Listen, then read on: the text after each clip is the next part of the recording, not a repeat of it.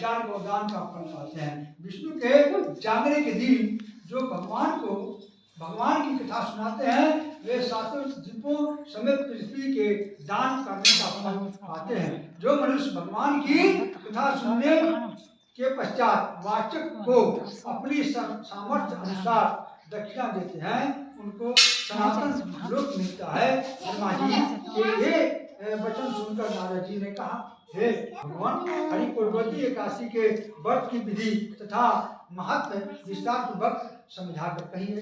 ब्रह्मा जी कहने लगे, ब्रह्म मुहूर्त में 2 घड़ी रात्रि शेष रहते उठकर शौच आदि से निर्मित होकर दंताधमन आदि करके नदी तालाब कुआं बावड़ी या घर में जैसा भी संभव हो स्नान आदि करे, फिर भगवान की पूजा करके कथा सुने और व्रत का नियम ग्रहण करे, भगवान से विनय करे, हे प्रभु आज निराहार रहकर व्रत करूंगा, दूसरे दिन रात्रि को भोजन करूंगा, अतएव आप मेरी रक्षा कीजिए। तत्पश्चात भक्तिभाव से व्रत करें तथा रात्रि को भगवान के आगे जागरण नृत्य गीत आदि करने चाहिए। पार्वती एकादशी को कृपणता त्याग कर पुष्पों फूलों फलों अगर धूप दीप नैवेद्य आदि से भगवान का पूजन करना चाहिए। शंख में जल भरकर भगवान को अर्घ्य देवें, इसका समस्त तीर्थों में करोड़ों गुना फल होता है। जो मनुष्य अगस्त के पुष्प से भगवान का पूजन करते हैं उनके आगे इंद्र भी हाथ जोड़ता है। कार्तिक मास में बिल्वपत्र से भगवान का पूजन करने से मुक्ति प्राप्त होती है।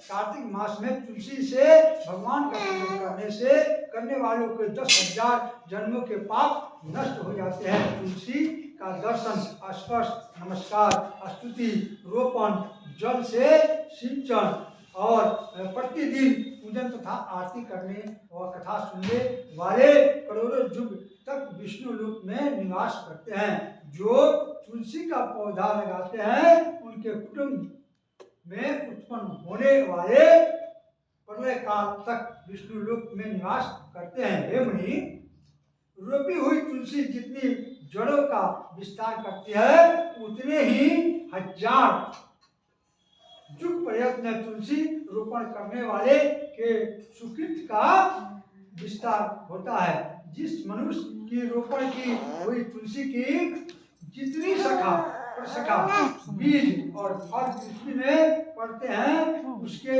उतने ही कुल 2000 कल्प तक विष्णु में निवास करते हैं।